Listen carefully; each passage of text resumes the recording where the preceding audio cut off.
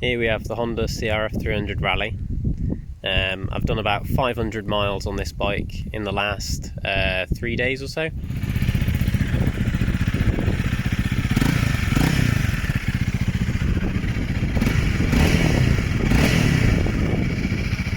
Nice Nissan rear brake. It's got quite a nice neat little rear mass cylinder here where the reservoir is incorporated into the mass cylinder itself. I thought that was quite neat.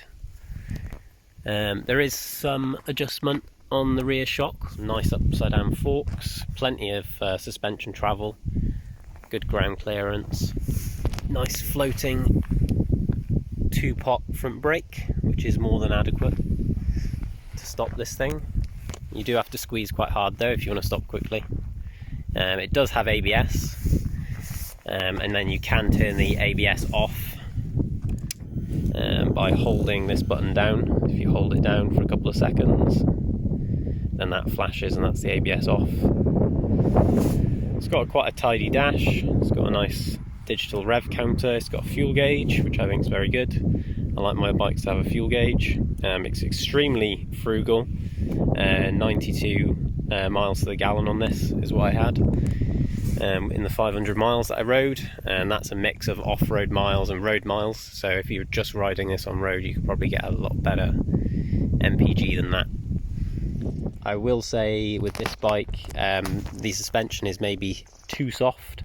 I think that's quite a common comment about these bikes, so I'd say for off-road use really the springs should be changed out for some slightly firmer springs.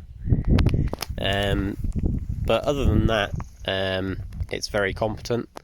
The only other thing I would potentially change would be the plastic bash plate for a steel bash plate or an aluminium one, just because I think that's probably a weak point. If you hit a really big jaggedy stone you could puncture the sump on the bike, but other than that, yeah, it's very good.